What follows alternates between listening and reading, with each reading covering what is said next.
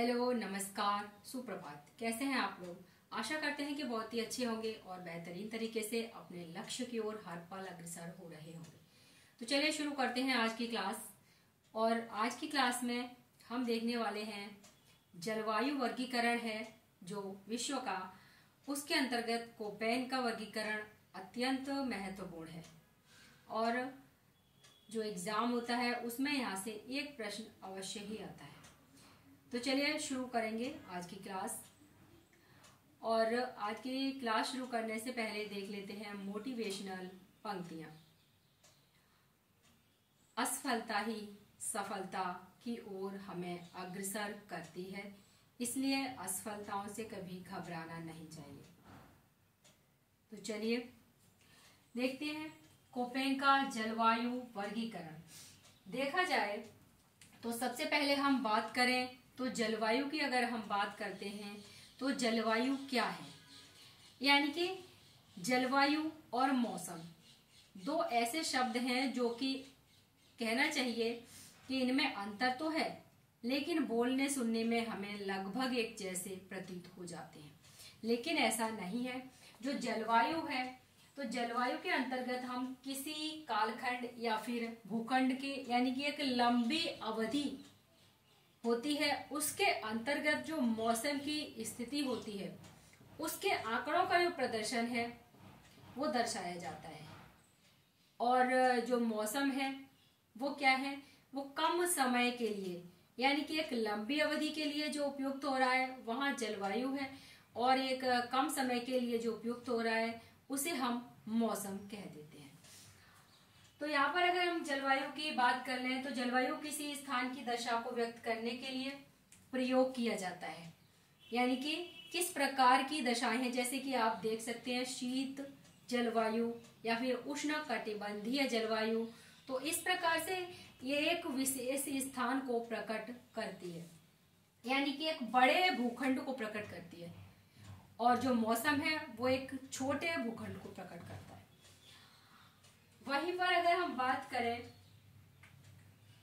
तो कोपेन महोदय ने जलवायु का वर्गीकरण दिया, और विश्व का जो वर्गीकरण है वो अत्यंत उपयुक्त वर्गीकरण माना जाता है कोपेन महोदय का।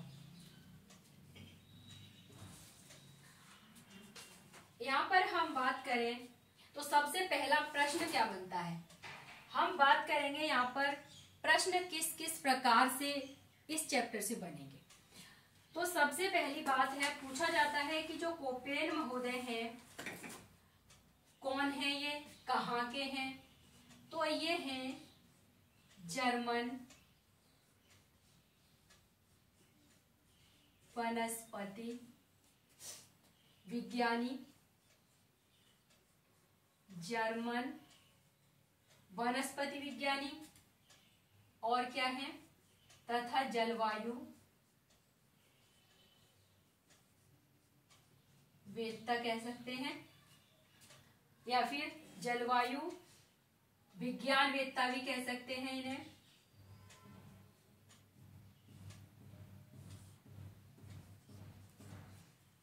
कोपेन महोदय कहाँ के, तो आप देख सकते हैं कि ये हैं जर्मन लिखा हुआ है। उसके अलावा इनका जो नाम है उसे भी आप पूरा देखें, व्लादिमीर कोपेन। क्या नाम है इनका? इनका नाम है व्लादिमीर कोपेन। वहीं पर अगर बात करें तो इन्होंने जो वर्गीकरण दिया वो कब दिया। अब प्रश्न उठता है कि कब दिया, तो सबसे पहले जो डेट है वो है 1900। अगर आपके ऑप्शन में होगा तो 1900 भी पूछ सकता है। नेक्स्ट अगर हम दूसरे इसकी बात करें तो वर्गीकरण का आधार क्या है, इनका जो वर्गीकरण है इसका आधार क्या है, तो इसका आधार जो फ्रांसीसी विद्वान थे, एक फ्रांसीसी विद्वान रहे वो है कैंडोल। कौन है? कैंडोल महोदय। और ये कैंडोल का जो वर्गीकरण है वो इसका आधार रहा है। समझ रहे हैं? कोपेन की जलवायु का जो वर्गीकरण है उसका आधार अगर देखें तो फ्रांसीसी विद्वान थे कैंडोल, और इनका जो वर्गीकरण है वही इसका आधार है, क्योंकि पहले वर्गीकरण कैंडोल महोदय ने दिया था और इसमें विशेष परिवर्तन करते हुए इन्होंने अपना वर्गीकरण प्रस्तुत किया। अब बात आती है कि कैंडोल का वर्गीकरण कब दिया गया था, तो यह दिया गया था 1874 यानी 1874 में। अब अगर हम बात करें तो एक यहाँ पर वाक्य अक्सर पूछा जाता है और वो वाक्य है कि वनस्पति जलवायु का सूचक या मापदंड है। वनस्पति जलवायु का सूचक या मापदंड है। देख रहे हैं, वनस्पति जलवायु का सूचक या मापदंड है। ये वाक्य किसने बोला है, तो ये वाक्य है कोपेन महोदय का। अक्सर ये लाइनें आपसे पूछी जाएंगी और पूछा जाएगा कि इसके विद्वान कौन है जिन्होंने की ऐसी बात कही है। अब यहाँ पर इन्होंने बिल्कुल सही बात की है कि जो वनस्पति है वो जलवायु का सूचक होता है, यानी कि जलवायु की वजह से ही वनस्पतियां अलग अलग यानी कि भिन्न भिन्न प्रकार की होती हैं। उष्णकटिबंध में जो पौधे होते हैं उन पौधों में और जो शीत कटिबंध में या शीतोष्ण कटिबंध में जो भी पौधे उगते हैं उनमें काफी अंतर आता है, यानी कि जो वनस्पतियां तैयार होती हैं उनमें काफी डिफरेंस रहता है। तो ये डिफरेंस किससे है, ये जलवायु से है। नेक्स्ट हम अगर बात करें तो इन्होंने जो वर्गीकरण दिया उस वर्गीकरण में भी ये पूछा जाता है कि अब ये क्या है, यानी कि ये किस पर, क्या इसका आधार क्या है, ये किस पर आधारित है, तो फ्रांसीसी विद्वान कैंडोल के वर्गीकरण पर आधारित है। अब कह रहे हैं इसका आधार ही क्या है, तो ये किस पर आधारित है, ये है औसत मासिक तापमान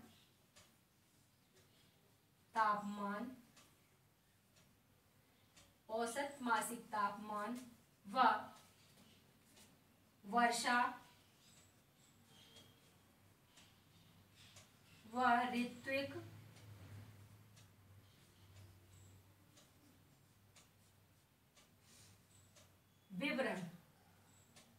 वितरण, यानी कि औसत मासिक तापमान और वर्षा वहां कितनी है, वहां का औसत मासिक तापमान कितना है और जो ऋतुओं का वितरण है उसके आधार पर इन्होंने इसका वर्गीकरण किया। अब बात आती है ये जो वर्गीकरण किया इन्होंने, ये तो इन्होंने नींव डाली थी जो कि थी आपकी 1900 में। अब बात हो रही है यहाँ पे कब किया, तो ये है आपका 1918 1980।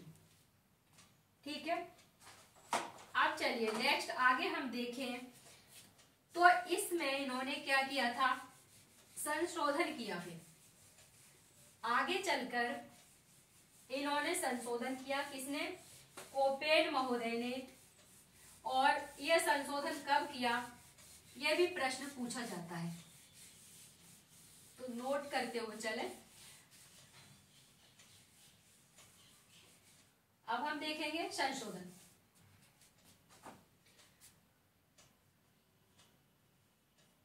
तो जो वर्गीकरण था इनका मेन, उसमें इन्होंने संशोधन किया 1931 से 36, 31 से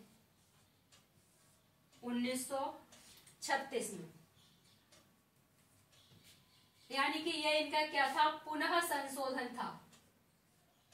एक बार इन्होंने कर लिया और ये फिर दोबारा से किया, तो यह था इनका पुनः संशोधन। वहीं पर 1953 में इन्होंने गीगर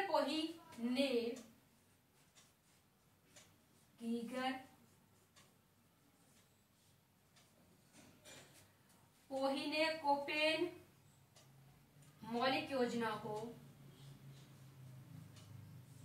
कोपेन मौलिक योजना को संशोधित करके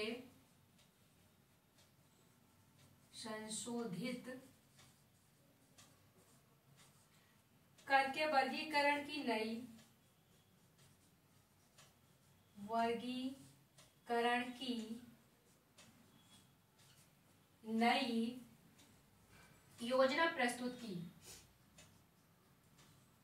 योजना प्रस्तुत की। यह 1953 की घटना है। गीगर पोही ने कोपेन मौलिक योजना को संशोधित करके वर्गीकरण की नई योजना प्रस्तुत की और इस वर्गीकरण को कहा जाता है गीगर पोही वर्गीकरण।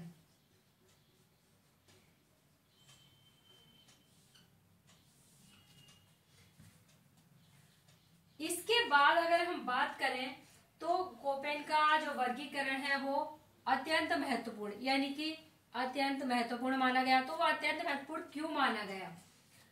तो ये किस प्रकार का वर्गीकरण था, यानी कि जो कोपेन का वर्गीकरण है वो किस प्रकार का वर्गीकरण है? तो वो है परिमाणात्मक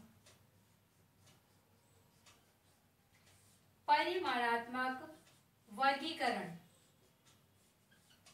अर्थात क्वांटिटेटिव,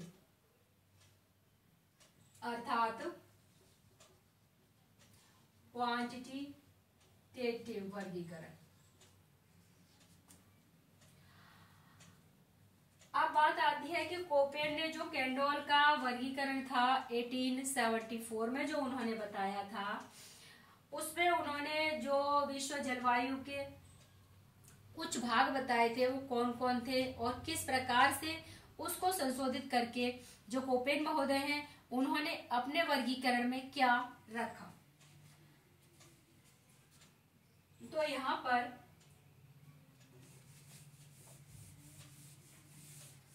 कोपेन ने कैंडोल के वर्गीकरण के जो आधार थे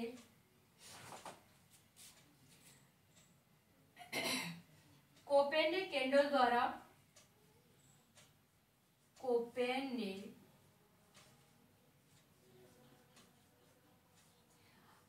कैंडोल द्वारा 1874 में प्रस्तावित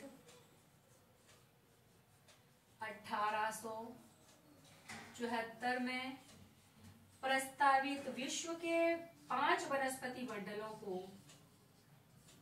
विश्व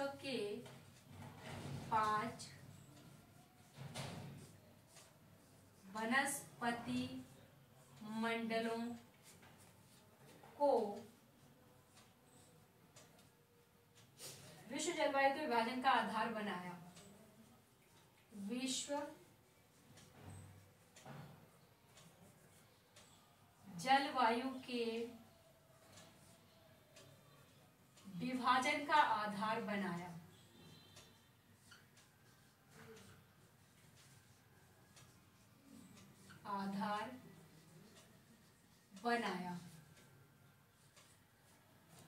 अब यहाँ पर बात हो रही है कि कोपेन ने जो कैंडोल द्वारा 1874 में प्रस्तावित विश्व के 5 वनस्पति मंडलों को विश्व जलवायु के विभाजन का आधार बनाया। अब हम इन्हें बताएं तो ये हैं आपके जो 5 कौन कौन से हैं? तो ये है A, B, C, D और E, यानी कि जो लेटर हैं ये 5 लेटर इन्होंने बताए। अब हम बात करते हैं, ये 5 लेटर तो इन्होंने बताए हैं कोपेन महोदय ने। अगर पूछ लिया जाता है कि जो कैंडोल का वर्गीकरण था उसमें कौन से 5 आधार थे, उनकी बात करें तो यहाँ पर कैंडोल के कौन से हैं? तो सबसे पहला यहाँ पर कैंडोल के ये 5 वनस्पति मंडल कहे जाते हैं और ये 5 वनस्पति मंडल में सबसे पहला है मेगाथर्मल।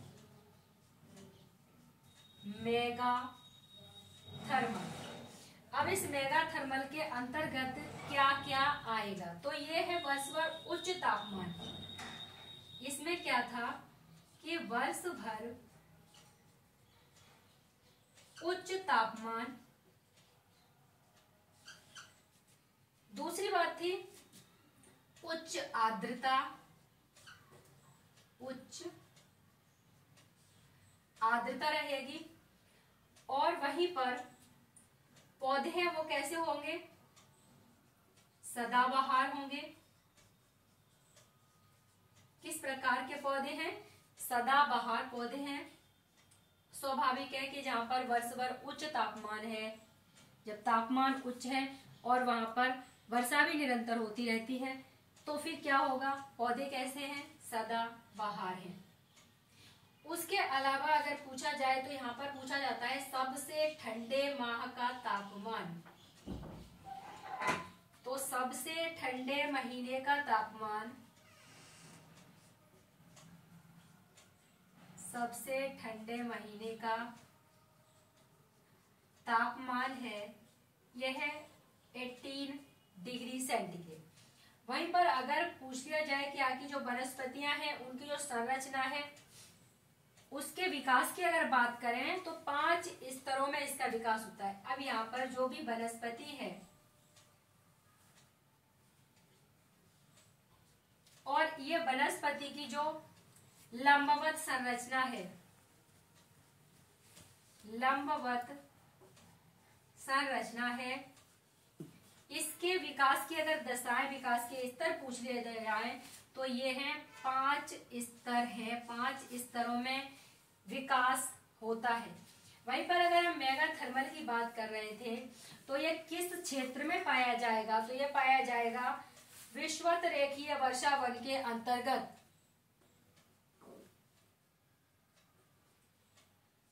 विषुवत रेखीय वर्षावन के अंतर्गत आने वाला क्षेत्र है। समझ रहे हैं आप? विषुवत रेखीय यानी कि ये क्या है? हमारा ग्लोब है और ये क्या है? ये है आपका इक्वेटर। अब जब ये इक्वेटर है तो विषुवत रेखा कहाँ पर है? यही है, इक्वेटर को कहते हैं विषुवत रेखा। अब विषुवत रेखा के दोनों तरफ क्या है? ये उष्णकटिबंधीय क्षेत्र होता है। कहाँ तक? 23.5 डिग्री उत्तर और 23.5 डिग्री दक्षिण में होता है। और ये बात कहाँ कर रहा है? विषुवत रेखीय वर्षावन यानी कि इस विषुवत रेखा के आसपास के क्षेत्र की बात कर रहा है। तो पहला तो इन्होंने ये माना। अब हम दूसरे की बात करेंगे कि दूसरा कौन सा है। ये कौन सा था? ये था मेगाथर्मल। अब बात करेंगे जीरोफाइटिक यानी कि मरुद विधि की।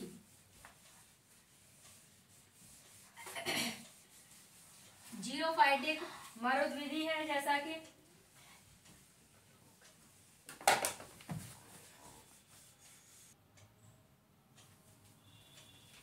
नेक्स्ट हमारा आता है जीरोफाइटिक। जीरोफाइटिक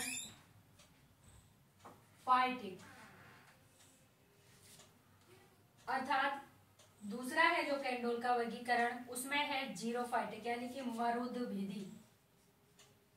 मरुद विधि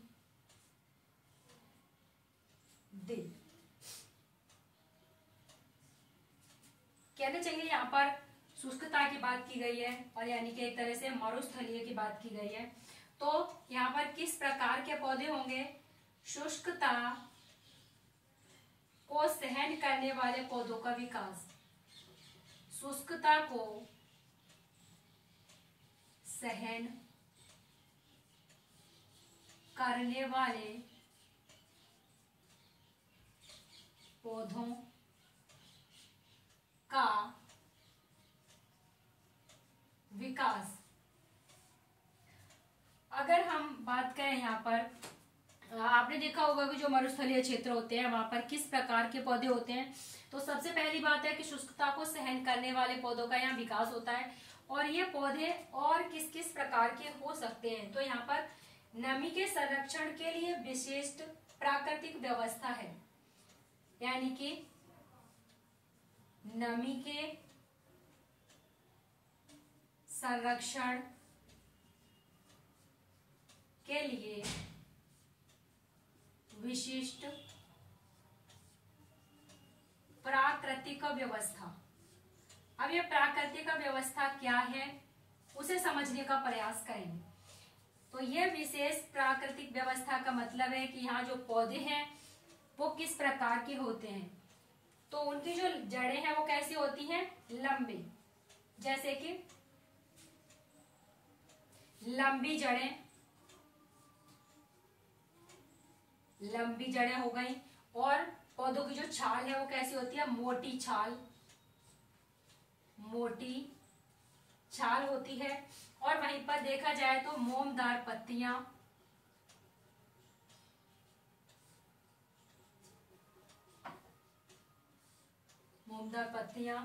और वहीं पर देखा जाए तो ये छोटे आकार की पत्तियां होती हैं। कैसी होती हैं,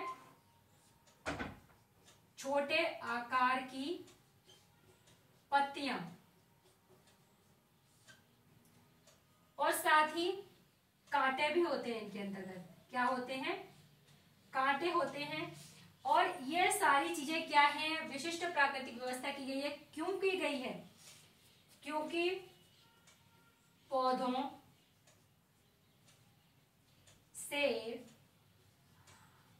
बाष्पोत्सर्जन द्वारा नमी का क्षय ना हो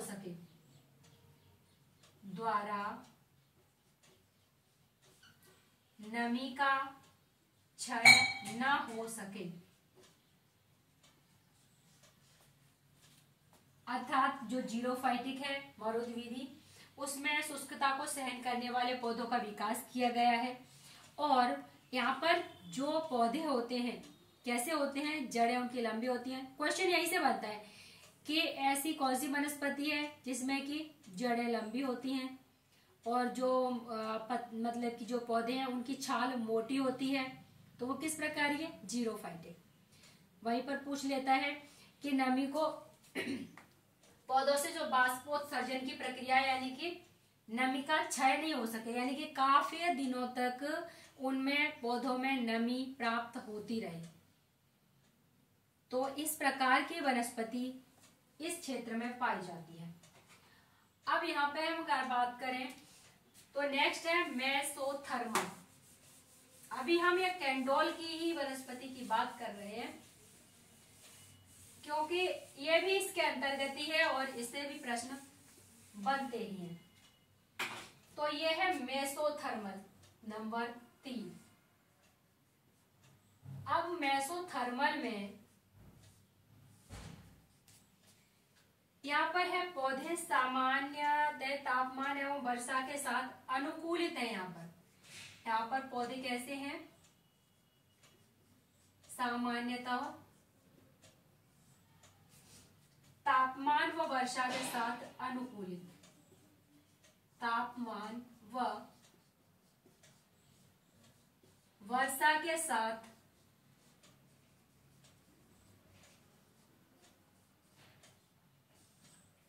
अनुकूलित है। अब पूछता है कि ठंडे माह का तापमान कितना रहता है यहाँ पर। तो ठंडे महीने का तापमान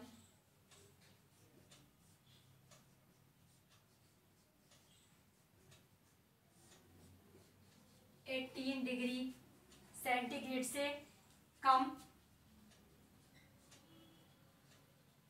व 3 डिग्री सेंटीग्रेड से अधिक।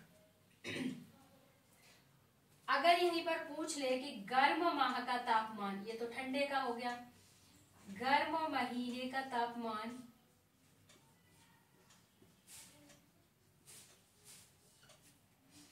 तो ये रहता है 22 डिग्री सेंटीग्रेड। यानी कि प्रश्न जो बनता है वो यही पूछता है कभी ठंडे महीने का तापमान मेसोथर्मल के अंतर्गत आता है कि नहीं आता है, कभी गर्म माह का तापमान कितना होता है या फिर वहां के पौधे किस प्रकार के होते हैं। नेक्स्ट हम बात कर रहे हैं यहाँ पर 4th नंबर, और ये है माइक्रोथर्मल। माइक्रोथर्मल वनस्पति का जो इनका प्रकार है वो है 4th नंबर। अब यहाँ पर कैसे पौधे, ऐसे पौधे हैं जहां पर ऐसे पौधे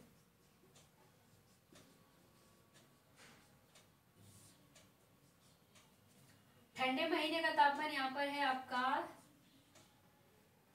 ठंडे माह का तापमान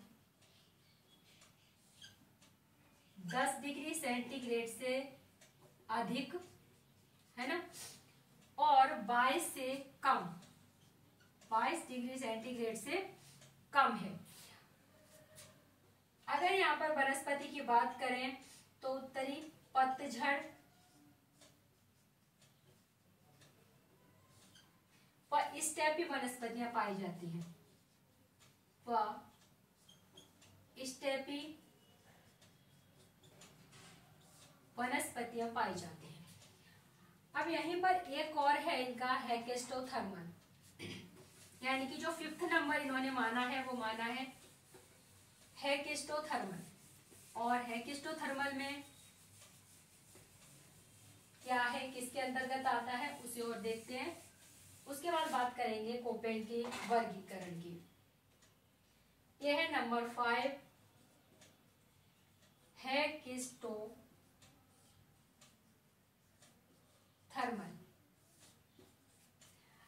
यहाँ पर आपका अगर पूछा जाए तो पौधे, यानी कि हम अभी कहाँ थे, अभी हम थे, अभी आपको हमने जब शुरू किया ये, तो यहाँ पर थे इक्वेटर पर। अब जा कहाँ रहे हैं, इक्वेटर से ध्रुवों की तरफ जा रहे हैं। जब ध्रुवों की तरफ जाएंगे तो किस प्रकार की जो जलवायु है वो रहेगी, तो वो कैसी हो जाएगी, शीत कटिबंध आ जाएगा। तो यहाँ पर वो शीत जलवायु ही हो जाएगी। जब शीत जलवायु हो जाएगी तो किस प्रकार के पौधे होंगे, क्या होगा, उसकी बात कर रहे हैं। ऐसे पौधे जो टुंड्रा प्रदेश की, ऐसे पौधे जो टुंड्रा प्रदेश की सतत हिमीकृत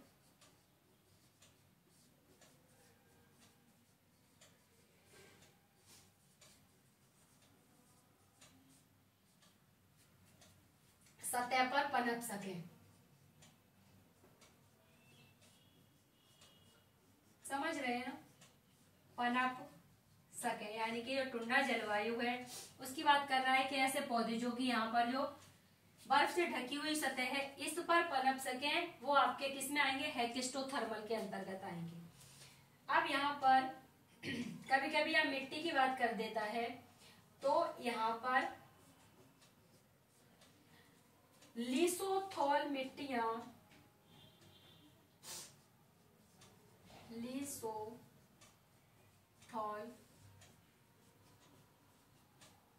मिट्टियां, इनमें क्या है, इन मिट्टियों में क्या है, लाइकेन और मांस, लाइकेन और मांस, दो ही चीजें यहाँ पर इसमें पनप सकती हैं, एक लाइकेन और मांस। तो ये हो गया आपका हेकेस्टोथर्मल। अब बात करते हैं कोपेन महोदय का जो वर्गीकरण है, उसमें इन्होंने ABCDE यानी कि जो कैपिटल लेटर है ये, इनके बारे में बात की और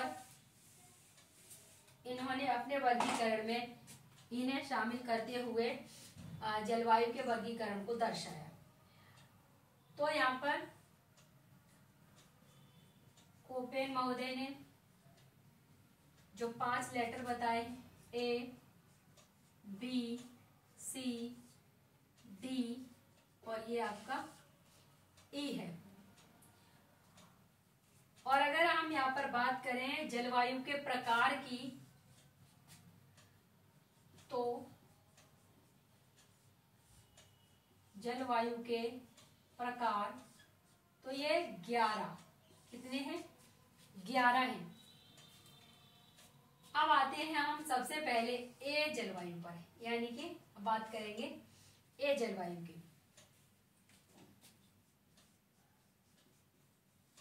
अब ए जलवायु की बात कर रहे हैं तो इन्होंने ए जलवायु को कितने भागों में डिवाइड किया, तो 4 भागों में इन्होंने डिवाइड किया। एक तो इन्होंने कहा ए एफ, दूसरा इन्होंने ए डब्ल्यू, तीसरा इन्होंने ए एस, चौथा इन्होंने तीसरा इन्होंने ए एम और चौथा इन्होंने ए एस, इस तरह कर लिया। अब ये 4 भागों में इन्होंने डिवाइड किया। सबसे पहली बात हमने बात की ए जलवायु। ए जलवायु के अंतर्गत क्या है, तो शीत ऋतु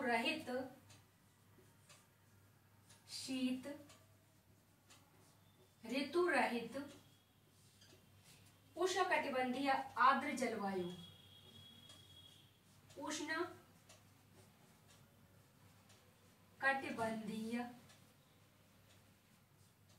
आर्द्र जलवायु। कौन सी जलवायु है, ए जलवायु। सीधा सीधा प्रश्न, ए जलवायु शीत ऋतु रहित है, उष्ण कटिबंधीय है और आर्द्र जलवायु है। यहां से भी प्रश्न सीधा पूछा जा सकता है। अगर हम यहाँ पर जलवायु की बात करें तो वर्ष भर आर्द्र व गर्म दशाएं, वर्ष भर आर्द्र गर्म दशाएं हैं। और वहीं पर अगर तापमान की बात कर लें, अगर पूछ ले कि तापमान ए के अंतर्गत कितना है, तो 18 डिग्री सेंटीग्रेड औसत वार्षिक तापमान। ये क्या है, औसत वार्षिक तापमान। पूछा भी जाता है कि औसत वार्षिक जो तापमान है ए के अंतर्गत कितना है, 18 डिग्री सेंटीग्रेड आएगा। वहीं पर अब हम बात कर रहे हैं एएफ जलवायु की। एएफ जलवायु क्या है, तो उष्ण कटिबंधीय आर्द्र जलवायु, उष्ण कटिबंधीय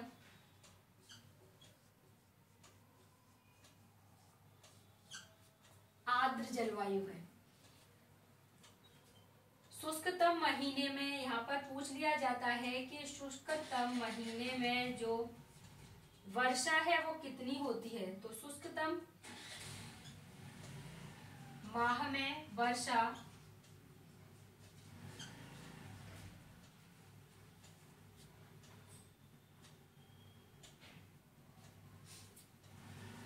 6 सेंटीमीटर से कम।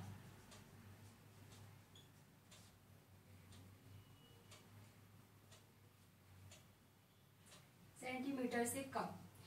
अब यहीं पर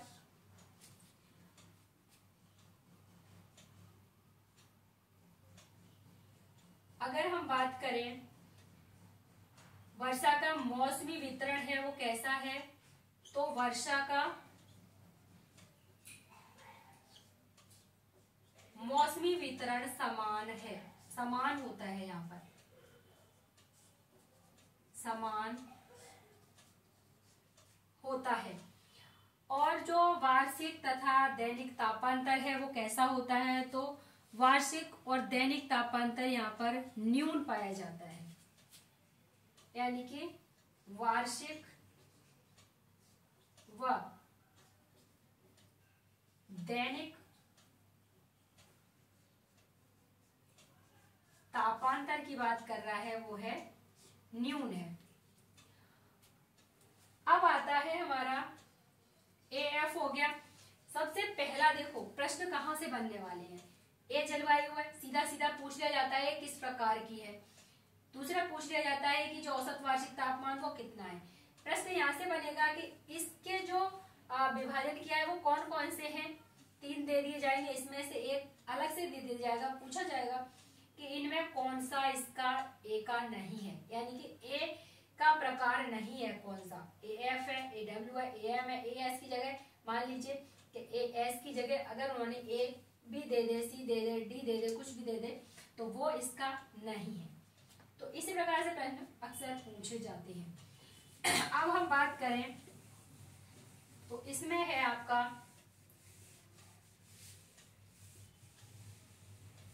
नंबर 2 और वो है ए डब्ल्यू।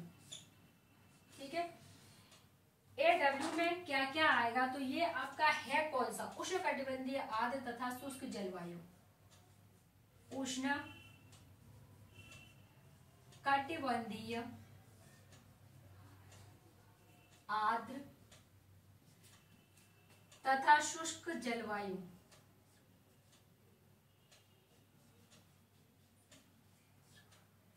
अब इस उष्णकटिबंधीय आर्द्र और शुष्क जलवायु में शीतकाल की बात करें तो शीतकाल शुष्क, शीतकाल कैसा है, इसमें शुष्क है, कम से कम 1 महीने की वर्षा 6 सेंटीमीटर से कम, कम से कम 1 महीने की वर्षा 6 सेंटीमीटर से कम, और वर्ष भर उच्च तापमान, वर्ष भर क्या है यहाँ पर, उच्च तापमान।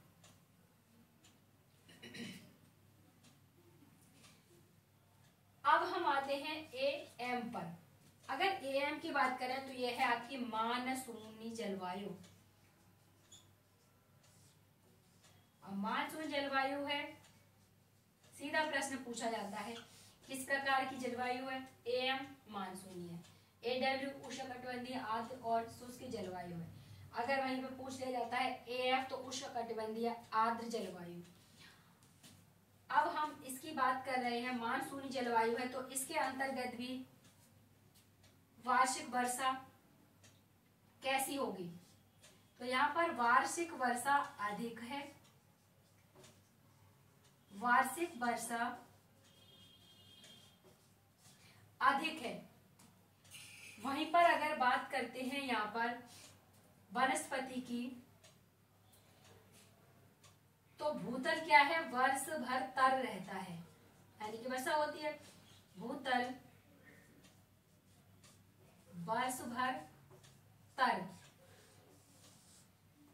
दूसरी बात अगर ऐसा है तो यहाँ पर क्या है, सघन वनस्पति, सघन वनस्पति। अब यहाँ पर सघन वनस्पति होने के बाद अगर पूछा जाए एएफ और एडब्ल्यू के बीच की कौन सी है,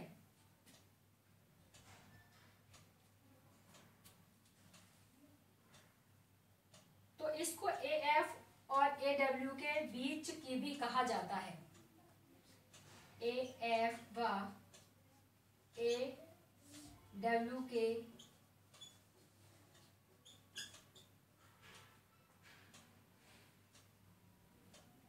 बीच की जलवायु। चलिए आगे का एक और है इसमें, और ये है आपका एएस जलवायु। अगर हम एएस जलवायु की बात करते हैं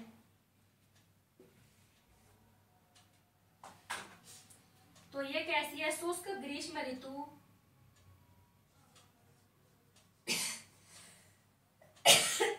सॉरी शुष्क ग्रीष्म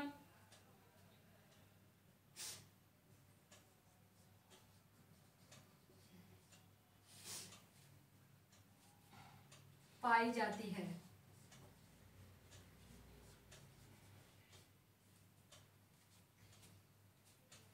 अब ये तो हो गई आपकी ए जलवायु। अब हम बात करेंगे यहाँ पर बी जलवायु की, यानी कि अब बात कर रहे हैं इसकी।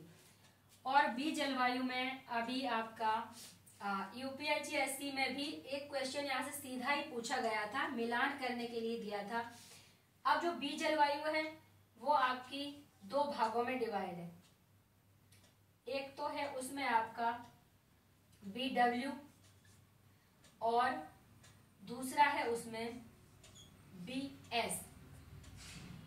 अब जो BW है उसमें भी विभाजन है ना, और जो BS है उसमें भी दो भाग हैं। BW में क्या है, तो इसमें था BWH सॉरी BWK, यानी कि इसमें दो हैं, BW है, इसमें BWH और यहाँ BWK। सबसे पहले इसे समझ लें, उष्णकटिबंधीय रेगिस्तानी जलवायु, इसकी हम बात कर रहे हैं। उष्ण कटिबंधीय रेगिस्तानी जलवायु। अगर यहां पर पूछ ले कि औसत मासिक यानी कि तापमान, औसत वार्षिक तापमान कितना है, तो ये है 18 डिग्री सेंटीग्रेड। औसत वार्षिक तापमान 18 डिग्री सेंटीग्रेड से अधिक, ठीक है। यहाँ पर मिलान करने के लिए आया था, BWH आया था, BWK आया था, और यहाँ का जो पार्ट है उसमें भी यही पूछा गया था। अब हम आते हैं BWK पर, तो यह है मध्य अक्षांशीय, मध्य अक्षांशीय शीत रेगिस्तानी जलवायु, शीत रेगिस्तानी जलवायु। इसके अंतर्गत अगर हम बात करते हैं तापमान की, तो कितना है, औसत वार्षिक तापमान 18 डिग्री सेंटीग्रेड से कम है। यहाँ कितना है, 18 डिग्री सेंटीग्रेड से अधिक है। यही अंतर है दोनों के अंतर्गत। अब हम बात कर रहे हैं यहाँ पर BS जो जलवायु है उसको भी दो भागों में डिवाइड किया गया है, और वो दो भाग कौन से हैं, तो पहला आएगा इसमें BSH। वहीं पर हम दूसरे की बात करें तो दूसरा है BSK। BSH की बात करें तो उष्ण कटिबंधीय स्टेपी जलवायु है ये, उष्ण कटिबंधीय स्टेपी जलवायु। अब ये उष्ण कटिबंधीय स्टेपी जलवायु है, और इसमें भी तापमान की बात करते हैं अगर, तो औसत वार्षिक तापमान है वो है 18 डिग्री सेंटीग्रेड से अधिक। और अगर BSK की बात करें तो मध्य अक्षांशीय स्टेपी जलवायु है ये, मध्य अक्षांशीय स्टेपी जलवायु है, और इसके अंतर्गत जो औसत वार्षिक तापमान है वो कितना है, तो वो 18 डिग्री सेंटीग्रेड से कम है। टेम्परेचर देख रहे हैं आप, तो यहाँ पर क्या है, इसमें 18 से अधिक, इसमें 18 से कम, यानी कि जो BW है उसके अंतर्गत भी इसी तरह हुआ, BS है उसके अंतर्गत भी इसी तरह है। लेकिन यहाँ पर क्या था, यहाँ पर सीधा सीधा उसने मिलान करने के लिए दिया था कि BSH उसके आगे लिखा हुआ था उष्ण कटिबंधीय स्टेपी जलवायु, BSK मध्य अक्षांशीय स्टेपी जलवायु, या फिर उसके बाद BWH उष्णकटिबंधीय रेगिस्तानी जलवायु, या फिर BW के मध्य अक्षांशीय शीत रेगिस्तानी जलवायु, यानी कि इनको मिलान करने के लिए दिया गया था। तो प्रश्न यहाँ से सीधा सीधा पूछा जा सकता है। तो ये हो गया हमारा बी जलवायु की बात हमने यहाँ पर कर ली। अब हम आगे अगर बात करें तो आता है हमारा नंबर 3, वो है आपका सी जलवायु। और सी जलवायु में क्या क्या है? तो सी जलवायु है वो 3 प्रकार इसके हैं इसमें, और 3 प्रकारों में आप देखेंगे जो पहला है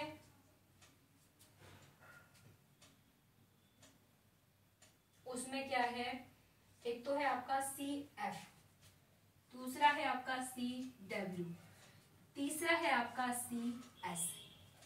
सी जलवायु सबसे पहले देखें तो सी जलवायु क्या है? यह है आपकी समशीतोष्ण आर्द्र जलवायु। क्या है? समशीतोष्ण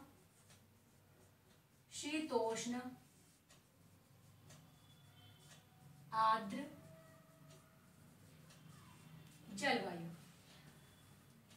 इसमें क्या होता है? तो सबसे ठंडे और गर्म महीने का तापमान अगर देखें तो 8 डिग्री सेंटीग्रेड से 18 डिग्री सेंटीग्रेड के मध्य कितना होता है? 8 डिग्री सेंटीग्रेड से 18 डिग्री सेंटीग्रेड के मध्य पाया जाता है। और वहीं पर गर्म महीने के तापमान की बात करें, यानी कि ये तो हो गया सर्द। गर्म की अगर अलग से बात करेंगे तो 22 डिग्री सेंटीग्रेड होगा। गर्म का कितना है? 22 डिग्री सेंटीग्रेड होगा। अब हम बात करते हैं यहाँ पर CF जलवायु की।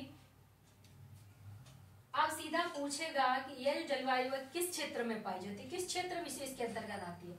तो यहाँ पर पश्चिमी यूरोप तुल्य जलवायु है। कैसी है? पश्चिमी यूरोप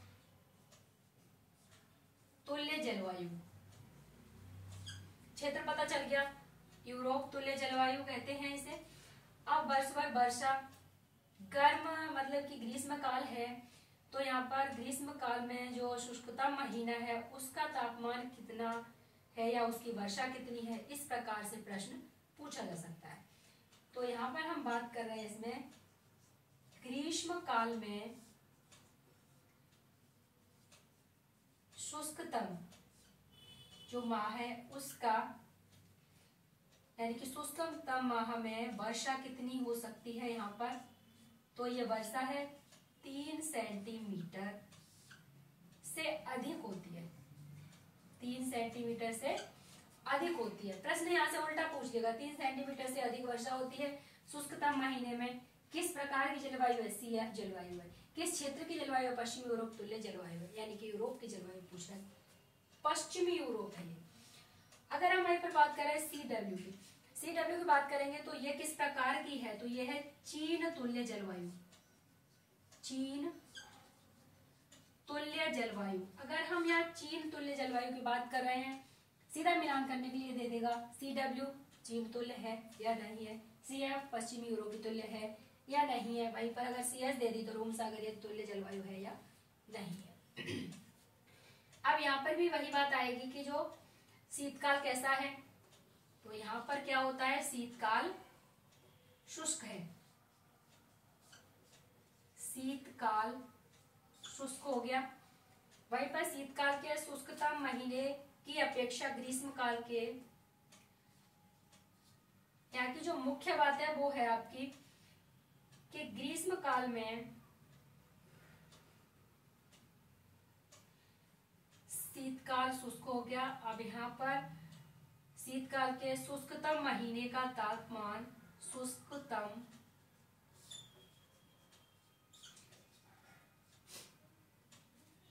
माह की अपेक्षा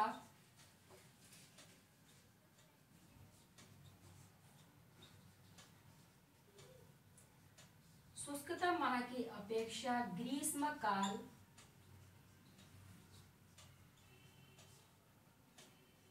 के सबसे आर्द्र 10 गुनी अधिक वर्षा होती है।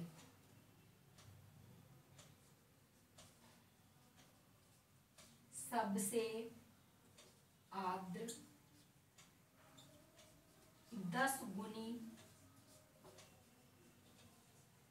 वर्षा, यानी कि जो इसकी विशेषता है वो है कि यहाँ पर शीतकाल शुष्क है। उसके अलावा शीतकाल के शुष्कतम महीने की अपेक्षा ग्रीष्मकाल के सबसे आर्द्र 10 गुनी अधिक वर्षा होती है यहाँ पर।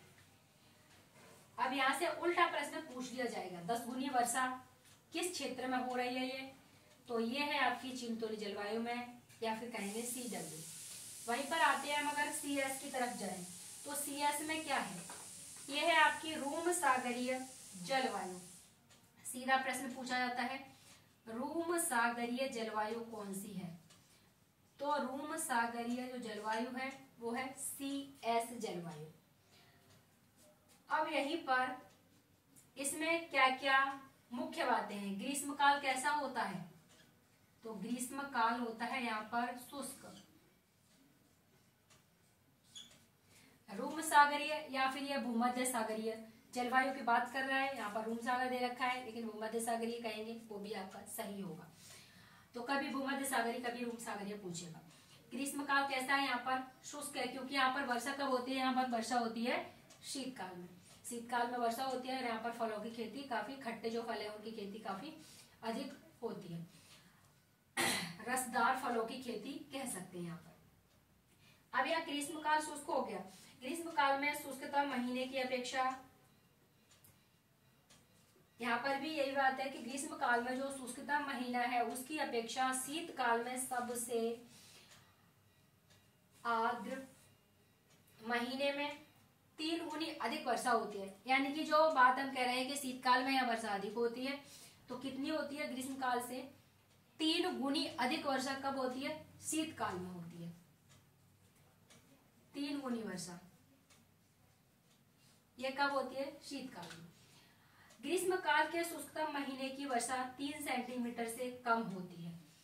यानी कि ग्रीष्मकाल में वर्षा होती नहीं है, यहाँ पर बहुत कम, तो बहुत कम क्या बता रहा है कि 3 सेंटीमीटर से भी कम होती है, क्योंकि वर्षा यहाँ पर शीतकाल में हो जाती है। अब हम आते हैं डी जलवायु की तरफ, और ये है आपकी डी जलवायु। और डी जलवायु में क्या क्या पूछा जा सकता है उस पर चर्चा कर लेते हैं। डी जलवायु यानी कि शीतोष्ण जलवायु कैसी है, शीतोष्ण जलवायु। अब ये शीतोष्ण जलवायु है और यहाँ पर ठंडे महीने में तापमान कितना रहेगा, ठंडे महीने में तापमान 3 डिग्री सेंटीग्रेड से भी कम, ठीक है। गर्म महीने में अगर पूछ ले तो गर्म महीने में 10 डिग्री सेंटीग्रेड से अधिक, 10 डिग्री सेंटीग्रेड से अधिक रहेगा। धरातल कई महीनों तक हिमाच्छादित रहता है। धरातल कई महीनों तक हिमाच्छादित। अब यहां पर देखिए सीधा सीधा प्रश्न बनेगा, कई महीनों तक क्या है, हिमाच्छादित रहता है धरातल। ऐसा जो जलवायु विभाग है वो कौन सा है, किसके अंतर्गत आता है, शीतोष्ण जलवायु के अंतर्गत कौन सा है, डी है। वहीं पर अगर हम बात करें इसकी कि ये कितने प्रकार के हैं डी, तो ये भी आपके 2 प्रकार हैं, एक तो है DF, एक है DW। तो ये है हमारा DF। सबसे पहले DF की बात कर लें। DF में क्या है, शीतार्द्र जलवायु, इसे शीतार्द्र जलवायु यानी कि शीत भी है और आर्द्र भी है, दोनों तरह की है, शीतार्द्र जलवायु। शुष्क ऋतु होती है क्या, यहाँ क्वेश्चन पूछता है कि शुष्क ऋतु होती है, बिल्कुल नहीं होती, शुष्क ऋतु नहीं होती। यहाँ पर अगर हम DF की बात करें तो इसके भी 3 उप विभाग हैं। यहाँ से सीधा प्रश्न बनता है, अब कौन कौन से हैं, DFA, दूसरा कौन सा है साहब DFB, तीसरा कौन सा है DFC। अब DFA क्या है? लंबी ग्रीष्म ऋतु, यहाँ पर लंबी ग्रीष्म ऋतु होती है। और क्या है इसमें? महाद्वीपीय जलवायु है, महाद्वीपीय जलवायु है ये। वहीं पर अगर DFB की बात करें तो ये लंबी एवं शीत ग्रीष्म ऋतु है। यहाँ पर लंबी एवं शीत ग्रीष्म ऋतु है। नेक्स्ट अगर DFC की बात कर लें तो लघु तथा शीत ग्रीष्म ऋतु है। इसमें लघु तथा शीत ग्रीष्म ऋतु के अंतर्गत आता है आपका DFC। सीधा सीधा दे दिया जाएगा आपको मिलान करने के लिए और क्वेश्चन बन जाएगा। अगर आपको पता है तो आप कर सकते हैं, अदरवाइज क्वेश्चन सही नहीं हो पाता है। नेक्स्ट हम बात करें अब इसका जो DW एक रह गया अभी जो दूसरा, तो DW के अंतर्गत क्या है? तो DW क्या है? शीताद्र जलवायु, जिसमें कि शीतकाल शुष्क हो। यह है आपकी शीताद्र जलवायु, जिसमें शीतकाल कैसा हो? शुष्क हो। अब यहाँ पर शीतकाल शुष्क हो वो है आपकी शीताद्र जलवायु DW। अब यहाँ पर DW के भाग किए गए, यानी कि यहाँ पर 4 उप प्रकार हैं इसके। पहला है इसका DWA, दूसरा है DWB, तीसरा है DWC, चौथा है DWD। ए की बात कर रहे हैं हम। ए के अंतर्गत क्या आता है? महाद्वीपीय जलवायु, महाद्वीपीय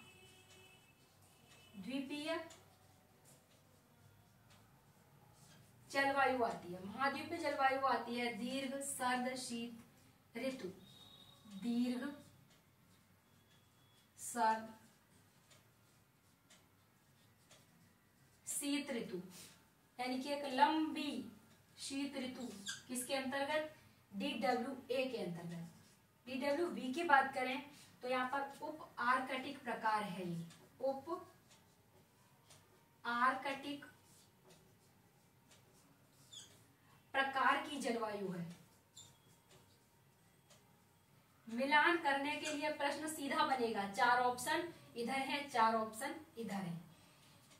अगर DWC की बात करें तो यह है आपका ठंडी दीर्घ शीत ऋतु, ठंडी दीर्घ शीत ऋतु। वहीं पर अगर हम DWD की बात करें तो इसमें है सबसे ठंडे महीने का तापमान, सबसे ठंडे महीने का जो तापमान है वो कितना होगा? तो वो है -38 डिग्री सेंटीग्रेड या इससे भी कम, या इससे कम भी हो सकता है। ठीक है, तो ये हो गई आपकी डी जलवायु। अब हम आते हैं इसकी लास्ट यानी ई जलवायु की बात करेंगे और चैप्टर को समाप्त करेंगे। यह है आपका ई। ई के अंतर्गत क्या है? ध्रुवीय जलवायु। सीधा प्रश्न, ध्रुवीय जलवायु। अब ये ध्रुवीय जलवायु है और अगर इसके अंतर्गत पूछ ले आपसे कि उष्णतम महीने का तापमान कितना होता है, तो यहाँ पर उष्णतम माह का तापमान 10 डिग्री सेंटीग्रेड से भी कम। ठीक है, वहीं पर अगर पूछ लिया जाए कि इसके भी प्रकार हैं क्या, तो बिल्कुल है जी। कितने हैं? पहला है इसमें टी जलवायु और वहीं पर दूसरा है इसमें एफ जलवायु, यानी कि 2 प्रकार हैं इसके भी। अगर हम ईटी की बात करें तो इसके अंतर्गत टुंड्रा जलवायु है, ये टुंड्रा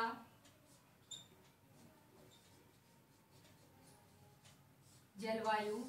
अगर टुंड्रा जलवायु है, उष्णतम महीने के तापमान की बात कर लेते हैं तो उष्णतम महीने का तापमान कितना होगा? तो उष्णतम महीने का तापमान 10 डिग्री सेंटीग्रेड से भी कम, किंतु 0 डिग्री सेंटीग्रेड से अधिक। ये बात यहाँ याद रखने की है, किंतु 0 डिग्री सेंटीग्रेड से अधिक होगा। वहीं पर अगर हम बात करें ईएफ जलवायु की तो ये सतत हिमाच्छादित जलवायु है। कैसी है? सतत हिमाच्छादित जलवायु, सतत हिमाच्छादित जलवायु है। और यहाँ पर सभी महीनों में तापमान 0 डिग्री से कम, सभी महीनों में तापमान कितना? 0 डिग्री से कम रहता है। यह है आपकी ध्रुवीय जलवायु। तो कोपेन ने जो 5 इसके मेन जो पार्ट है, यानी कि मेन जो कैपिटल लेटर जो बताए थे ABCDE, हमने इन सभी को बड़ी अच्छी तरह से पढ़ लिया। यानी कि इसके जो उप विभाग हैं उनके बारे में भी मैंने चर्चा की और चैप्टर थोड़ा जल्दी फिनिश हो गया क्योंकि हमने इसे थोड़ा जल्दी पढ़ा। और बाकी इसमें अगर देखा जाए तो हमने जितने इसमें उप विभाग देखे हैं वहां से प्रश्न बनेंगे और सीधे डायरेक्ट भी प्रश्न इसमें बनेंगे, जैसा कि लेटर है और उससे संबंधित जो भी शब्द है, जो शब्दावली है, उससे सीधा प्रश्न बनता है। तो इसमें अगर कोपेन की जलवायु में देखा जाए तो यहाँ से अलग कुछ नहीं पूछा जाएगा। अगर आपने इसे एक बार सही तरह से नोट कर लिया और पढ़ लिया तो आपको प्रश्न यहाँ से देखने को अवश्य मिलेगा। तो यदि आप हमारे चैनल पर फर्स्ट टाइम विजिट कर रहे हैं तो आप हमारे चैनल को सब्सक्राइब करना ना भूलें, क्योंकि आपको आने वाले एग्जाम में हमारे चैनल से निश्चित ही मदद मिलेगी। काफ़ी वीडियो हम पहले भी अपलोड कर चुके हैं, तो आप उन्हें देख सकते हैं। ज्योग्राफी के, अगर आप मैथमेटिक्स से हैं तो आप मैथमेटिक्स के वीडियो भी काफ़ी हमारे चैनल पर आपको मिल जाएंगे। तो चलिए मिलते हैं नेक्स्ट क्लास में, तब तक के लिए नमस्कार, धन्यवाद, जय हिंद।